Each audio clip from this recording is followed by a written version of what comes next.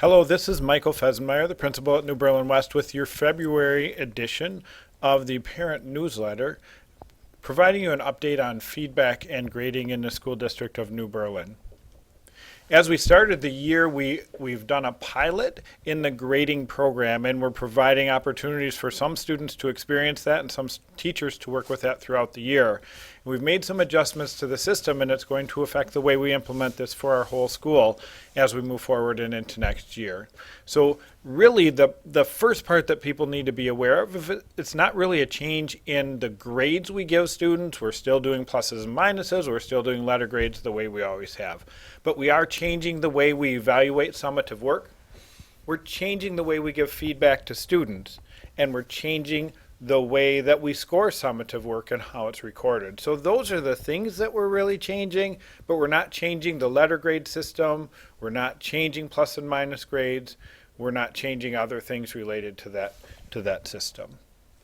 Really, it's about a feedback conversation with students. And whenever we have students in a learning process, part of our conversation should be about feedback. When students try something, they practice it, then we give feedback to be able to help them progress forward, to help them learn, to help them learn to a level where they show proficiency. So we talk a lot about the types of communication, and we really want our educators to be participating in two-way communication, and that's a communication channel where the student does some work, the educator gives feedback to that student, and from that feedback the student can progress forward. It's not giving them the answer, it's not providing the solution, but it's providing enough information so that child can move forward. If we only give enough information so the student knows how they did, but no information about how to improve, that's one-way communication, not as effective in the learning process as what we're talking about with two-way communication. When we give students something for the first time, we wouldn't expect that they get everything right. If we do, it's probably not rigorous enough. So at some point, students are expected to practice in order to learn a skill. They practice, they get feedback, learn how to improve, and then they redraft the work. They do it again, they make an adjustment to make it better. When we talk about the fail, we talk about first attempt in learning. It's not a failure if you're doing it during practice, if you're using that time to be able to learn and grow. So when we change the grading system, you may have heard information at the beginning of the year about where we were with the pilot and grading, and we've made some changes now to move forward. So our new system is a little bit more accurate in reflection of student performance, results in less needs for teachers to maybe make changes at the end of the system. It's easier to explain and understand, and it continues to support the use of the plus and minus at the secondary level, and that's impacting GPAs, so we'll stay consistent with that work for everyone. To determine a letter grade, as we've made this adjustment, so this is looking toward next year unless you have students in the pilot. All marks from the gradebook will be averaged regardless of the number of marks in that category, and the mean score, which is the average, will be used to determine a letter grade. When you look at a category score, 3 marks are needed in a category to calculate a score. That score will be averaged using the mean, but that will be just used to determine how a student's doing in a category, will not impact the overall letter grade. When we talk about mean, we've talked about mean, we've talked about mode. This was always a challenge for me in math class at some point. Got it now, so I thought this graphic was good to explain. The mean is on the left. Add all of the numbers together that you have for marks in the grade book. You divide by how many numbers were added, and that gives you the mean. So we're scoring assignments out of a 4. So students receive marks 1, 2, 3, or 4 for every summative assignment that they're given. After there's 3 assignments in the grade book, a letter grade can be calculated. That letter grade continues to change moving forward, just like it did in a traditional system as new marks are entered. All marks in the gradebook are used to calculate the letter grade, and you see the graphic to the left that designates what those scores need to be on an average. So if you average between a 3.77 and a 4.0 in your total number of marks, that will give you an A+ for the course.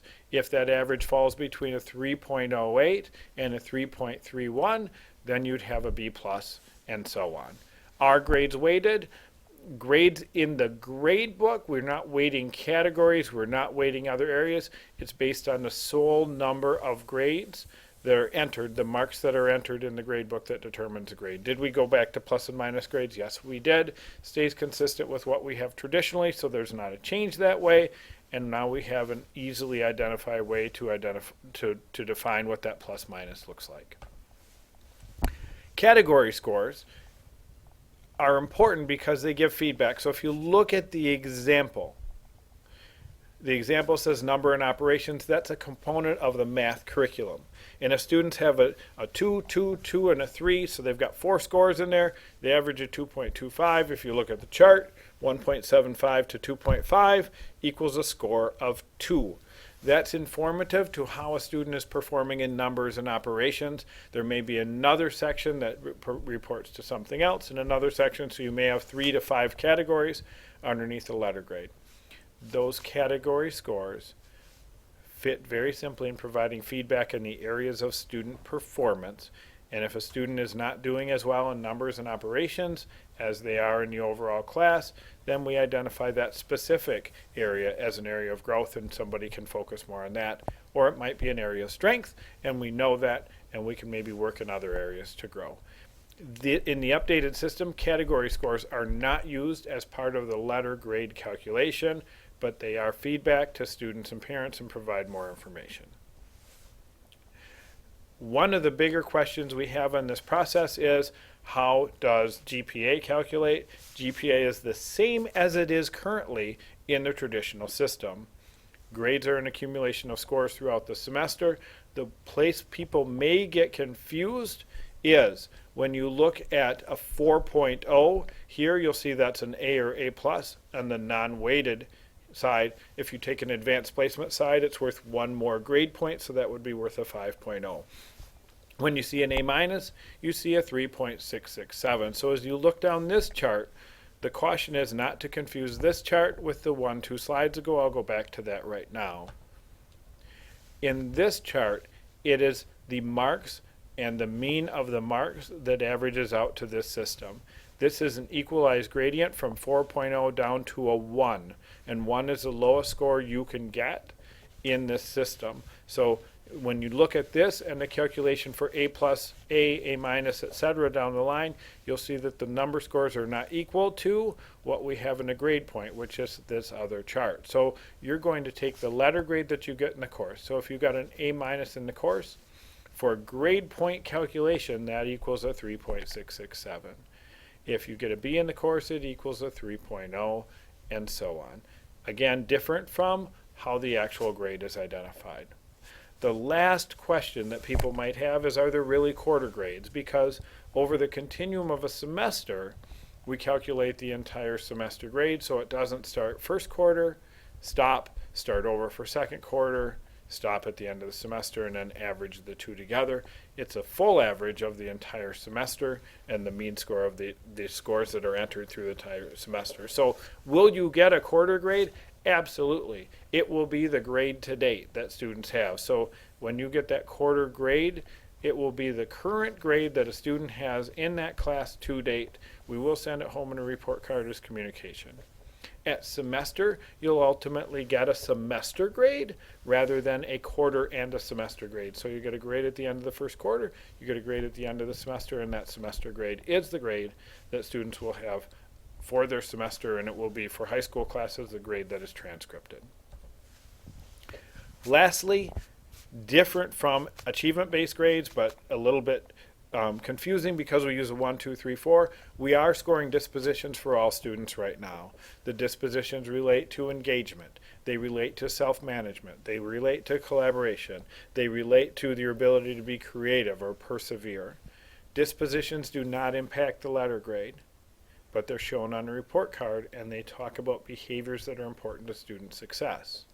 So a student could get an A in a class and still have disposition grades that might show a need for improvement. Also, you could get a B or a C in a class and have disposition scores that are in the 4 range, which are very high, because those two don't specifically connect, but yet they let you know as a parent and as a student how your student is doing in those areas in the class, which again, great information for us to have because it's very important for our students post-secondarily. My hope is that this information was helpful to you to better understand our grading and reporting system.